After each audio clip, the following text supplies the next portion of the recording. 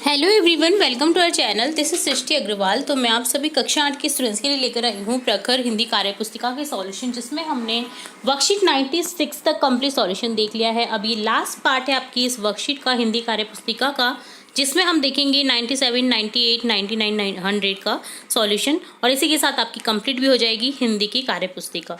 तो सबसे पहले देखेंगे कार्यपत्रक 97 97 का सॉल्यूशन, जिसमें एक गद्यांश दे रखा है जिससे पढ़कर के आपको प्रश्नों के उत्तर देने हैं। सांची की पहाड़ियों के बीचों बीच विशाल अर्धगोलाकार गुंबद के रूप में एक स्तूप स्थित है। इसे सम्राट अशोक ने बनवाया था। इसके शीर्ष पर कटघरे नुमा दीवार है, जिसे वेष्टनी कहते हैं। इसके मध्य एक के ऊपर एक 3 छतरियां हैं। स्तूप के चारों ओर प्रदक्षिणा पथ है, जो पत्थर की वेष्टनी से घिरा है। इस पर चढ़ने के लिए दक्षिण दिशा में 2 सीढ़ियां हैं। स्तूप के चारों ओर जमीन पर एक और वेष्टनी है, जिस पर 4 प्रवेश द्वार है। इनकी ऊंचाई 10 मीटर है। ये प्रवेश द्वार बालू पत्थर से बने हुए हैं। यहाँ महात्मा बुद्ध से संबंधित प्रतीक चिन्ह है। वृक्ष उनके ज्ञान और उनके निर्वाण के प्रतीक हैं। तो यहाँ पर सम्राट अशोक की जो स्तूप है उसके बारे में बताया गया है। अब क्वेश्चन देखेंगे। गद्यांश को पढ़ करके जो क्वेश्चन है यहाँ पर वो आपको उत्तर देने हैं। प्रदक्षिणा पथ पर चढ़ने के लिए किस दिशा में सीढ़ियां हैं? दक्षिण दिशा में। स्तूप के प्रवेश द्वारों की ऊंचाई लगभग कितनी है? 10 मीटर। वृक्ष किसके ज्ञान का प्रतीक है? महात्मा बुद्ध के। दिए गए शब्दों से रिक्त स्थानों की पूर्ति करें। प्रवेश द्वार किससे बने हुए हैं? बलुआ पत्थर से। प्रतीक चिन्ह महात्मा बुद्ध से संबंधित है। स्तूप के चारों ओर जमीन की एक और वेष्टनी है। अगर आप अपने परिवार के साथ दर्शनीय स्थल पर हैं और भीड़ के कारण परिवारजनों से बिछड़ जाते हैं, तो आप क्या करेंगे? हम अपने आसपास पुलिस चौकी या दर्शनीय स्थल का कार्यालय देखेंगे। वहां जाएंगे और अपने माता पिता के नाम पते की जानकारी देंगे, फ़ोन नंबर देंगे व सहायता करने को कहेंगे। तो आपको अपने माता पिता का नाम, फ़ोन नंबर जरूर से ध्यान होना चाहिए, ताकि आप कहीं भी अगर गुम हो जाते हैं, बिछड़ जाते हैं, तो आप उन तक पहुँच सके। आप उन तक कुछ भी जो आपका साधन है उस पर पहुंच सकें। ठीक है, तो यहाँ पर ये डन होता है कार्यपत्रक 97 का सॉल्यूशन। अब देखेंगे कार्यपत्रक 98, जिसमें है एक समाचार पत्र, जिसे पढ़ेंगे और प्रश्नों के उत्तर देने हैं। इससे रिलेटेड जो पूछे जाएंगे। बांदीपुर बाघ अभयारण्य में प्रधानमंत्री मोदी। बाघ शेरों के संरक्षण के लिए पीएम ने लॉन्च किया big cares alliance. Mysore Karnataka की न्यूज़ है। प्रधानमंत्री नरेंद्र मोदी ने रविवार को international big cats alliance launch किया। इसका उद्देश्य बिग कैट परिवार की 7 प्रमुख प्रजातियों की रक्षा और संरक्षण करना है। प्रोजेक्ट टाइगर के 50 साल पूरे होने पर उन्होंने कहा, भारत में 2022 में 3617 बाघ गिने गए। हम आज़ादी का अमृत महोत्सव मना रहे हैं। ये सहयोगी है कि दुनिया के कुल बाघों की 75% भाग भारत में है। बाघ संरक्षित क्षेत्र 75,000 वर्ग किलोमीटर में फैला है और 10 से 12 साल में देश में बाघों की आबादी 75% बढ़ी है। मोदी बांदीपुर बाघ अभयारण्य भी गए, वहां जीप सफारी की और जैव विविधता की झलक देखी। तो यहाँ क्वेश्चन है, प्रधानमंत्री ने रविवार को क्या लॉन्च किया? Big cares alliance. इस कार्यक्रम को लॉन्च करने का उद्देश्य बाघ जो जैव विविधता है उसे बचाना। भारत 2022 में बाघ गिने गए कितने? 3617।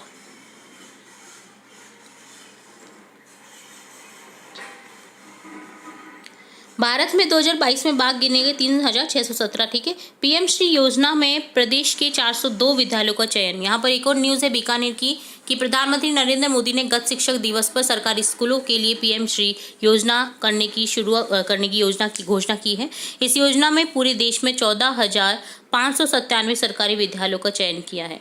इसमें राजस्थान के 402 विद्यालय शामिल हैं। इन सभी स्कूलों में विद्यार्थियों के लिए अत्याधुनिक सुविधाएं जुटाई जाएंगी। देश के स्कूलों को मॉडल स्कूलों का दर्जा देने के लिए 27,360 करोड़ रुपए का बजट भी घोषित किया गया है, स्वीकृत किया गया है। इसमें 60% राशि केंद्र तथा 40% राशि राज्य सरकार वहन करेगी। प्रत्येक स्कूल में 2 से 2.5 करोड़ रुपए खर्च करने का प्रावधान है। इन स्कूल को चयनित करने के लिए नवंबर-दिसंबर में संस्था प्रधानों ने ऑनलाइन आवेदन किए थे। योजना के तहत 2027 तक स्कूल को मॉडल स्कूल बनाया जाएगा, जिसमें बहुत सारी सुविधाएं रहेंगी बच्चों के लिए अत्याधुनिक। पीएम श्री योजना में राजस्थान के विद्यालयों का चयन हुआ है। कितने विद्यालयों का चयन हुआ है? 402 विद्यालय। ऑप्शन द करेक्ट हो जाएगा। इस योजना के तहत स्कूलों को बनाया जाएगा मॉडल स्कूल। तो ये डन होता है कार्यपत्रक 98। अब देखेंगे कार्यपत्रक 99 का सॉल्यूशन 99। मटकी के बाहर कुछ लोकोक्ति मुहावरे लिखे हैं। मटकी से उनके अर्थ निकाल कर सामने लिखिए। तो मटकी में देखिए कुछ मुहावरे लोकोक्ति हैं, तो उनके अर्थ बताने हैं। जैसे ऊंची दुकान फीके पकवान, अर्थात दिखावा अधिक काम कम।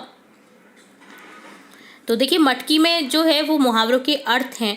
और मटकी के बाहर कुछ मुहावरे हैं, उनकी अर्थ इसमें से ढूंढ करके आपको लिखने हैं। चारों खाने चित होना अर्थात बुरी तरह से हार जाना। दुम दबाकर भागना, डर जाना। हैकड़ी दिखाना, अकड़ दिखाना। जिसकी लाठी उसकी भैंस अर्थात बलशाली की जीत होगी। वे बेपेंदी का लोटा, जो ढुलकना लोटा होता है, जो इधर का उधर का कहीं का नहीं रहता है, वो होता है अवसरवादी। वो अवसर की तलाश में रहता है, जहां पर उसको अवसर मिल जाता है वो वहां का हो जाता है।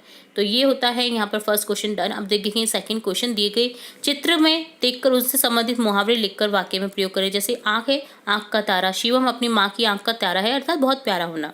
आंखों में धूल झोंकना, रमेश ने पैसे चुराकर अपने ही मित्र की आंखों में धूल झोंक दिया, यानी धोखा दे दिया। कान भरना, पड़ोसन ने बहू की सास के कान भर दिए। अब एक और कान से रिलेट होगा, कान खड़े होना। जरा सी हट से कुत्ते के कान खड़े हो जाते हैं ना, आपने देखा होगा कुत्ता कान खड़ा कर देता है जैसे ही आप उसके पास से निकलते हैं। हथेली है तो जान हथेली पर लेकर चलना हो जाएगा। देश के सिपाही हमेशा जान हथेली पर लेकर चलते हैं। हाथ बटाना अर्थात राधा अपनी माँ के साथ घर के कार्य में हाथ बटा रही है। तो यहाँ पर आपने देखा मुहावरे और उनके अर्थ और वाक्य में प्रयोग। तो ये होता है डन। कार्यपत्रक 99, वर्कशीट 99। और इस हिंदी कार्यपुस्तिका का लास्ट कार्यपत्रक है 100 यानी 100। कार्यपत्रक 100 का सॉल्यूशन देखेंगे, जिसमें क्वेश्चन फर्स्ट है, आपके द्वारा पढ़ी गई कहानी के किसी एक पात्र के बारे में लिखिए।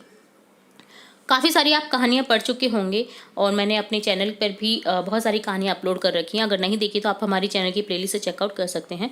तो यहाँ पर आप कोई भी एक पात्र के बारे में आपको बताना है जो आपने कहानियाँ पढ़ी हैं। जैसे मैं बता रही हूँ लोमड़ी और कौवा कहानी में। लोमड़ी बहुत चालाक स्वभाव की है। वह भूखी होने के कारण रोटी प्राप्त करना चाहती है, इसलिए उसने चालाकी से कौवे की प्रशंसा करके चौंक खुलवाई। उसे अपनी भूख के आगे किसी की परवाह नहीं है। आपने टीवी में कोई धारावाहिक देखा होगा, उसके विषय में अपने अनुभव लिखिए। तो हाँ, राधा कृष्ण धारावाहिक हमारे देश की प्राचीन संस्कृति से जुड़ा हुआ है। इस धारावाहिक द्वारा निश्चल प्रेम और धर्म के मार्ग को बताया गया है। बुरे कार्य करने वाला राक्षस समान होता है जिसका अच्छाई द्वारा नाश हो जाता है। निम्नलिखित शब्दों का समास विग्रह करना यानी अलग करना है। उन शब्दों को समासिक पद को अलग करना है। जैसे पाप पुण्य, जो द्वंद्व समास का एग्जाम्पल है, जो कि हो जाएगा पाप और पुण्य, जहाँ पर योजक चिन्ह का यूज होता है, वो होते हैं एग्जाम्पल द्वंद्व समास के। नीलकंठ, नीला है कंठ जिसका, बहुब्रीहि समास शिवजी। जहाँ पर नाम आ जाता है आपका उस मुहावरे का उस पद का, तो वो होता है आपका बहुब्रीहि समास का एग्जाम्पल। जैसे गजानन है ना, दशानन। निम्नलिखित समास विग्रह का समस्त पद लिखिए। अभी आपने क्या किया, समास विग्रह किया। अब लिखना आपको समस्त पद यानी उनको मिला करके एक शब्द, सामासिक पद। शक्ति के अनुसार, यथाशक्ति, जो कि अव्ययी भाव समास का एग्जाम्पल है, जहां पर आपको ज्यादातर वर्ड्स में शब्दों में देखने को मिलेगा उपसर्ग। ठीक है। मंत्रियों में प्रधान है जो प्रधानमंत्री। तो ये डन होता है आपका फोर्थ क्वेश्चन।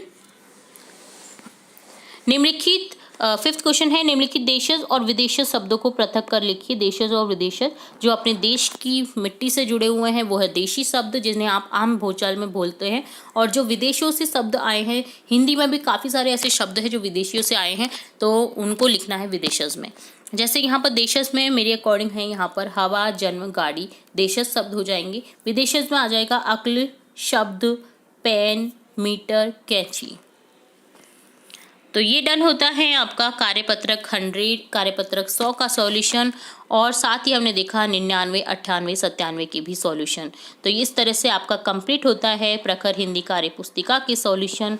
इसके अलावा हम आपके चैप्टर से रिलेटेड वीडियो और भी इंपॉर्टेंट वीडियोस लाते रहते हैं हमारे चैनल पर। तो जुड़े रहना है आपको कंटिन्यू हमारे चैनल के साथ। वीडियो को पूरा देखने के लिए धन्यवाद।